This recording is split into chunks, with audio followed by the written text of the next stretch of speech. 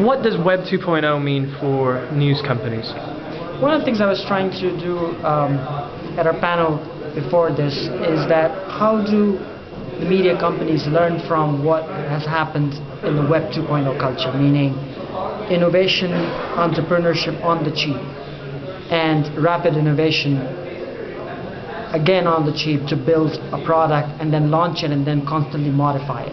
I think that's a lesson which media companies need to learn and bring it to their businesses, and sort of that's what I think as the News 2.0, which I think we were trying to figure out, is how to develop entrepreneurial divisions or projects within a company, and that how does that filter into the rest of the company, both from an editorial perspective as well as from a business perspective.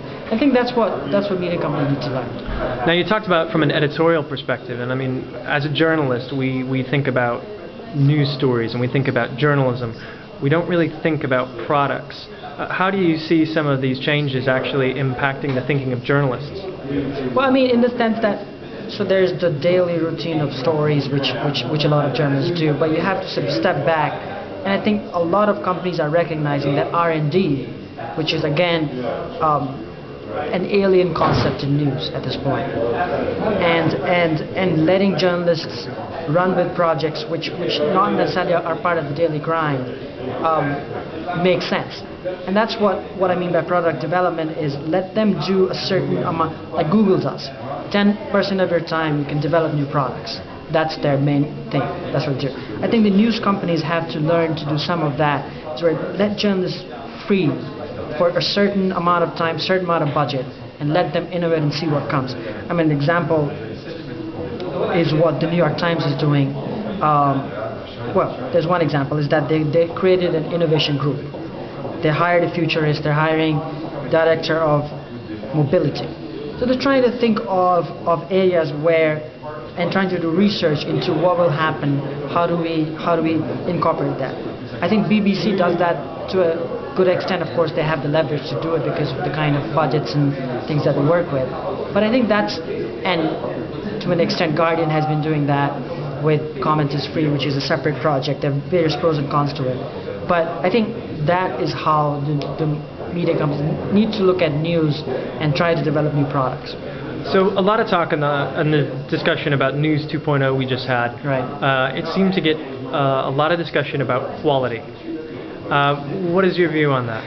Yeah, I mean, it's never bring a blogger versus journalist. Always run into trouble. I mean, that is, it's a debate which will be here 10 years from now. It's not going to end.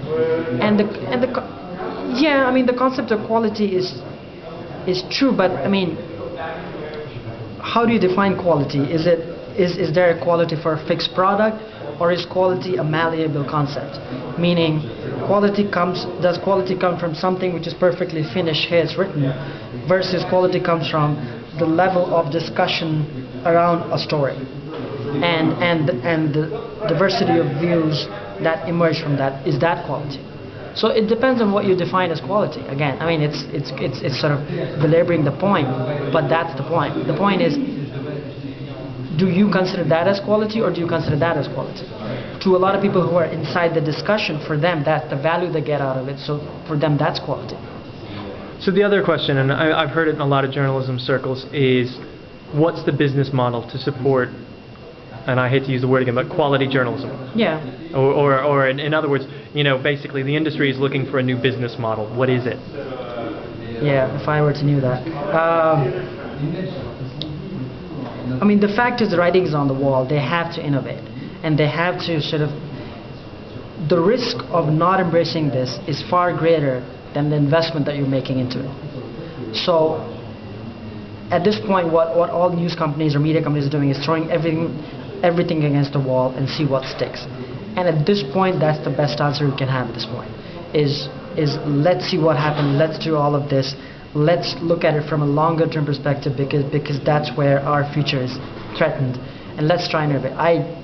At this point, the good part is advertising is booming online, so there is a substantial amount of revenues coming. Use some of that revenues to look at various ways in which you can enhance for the future.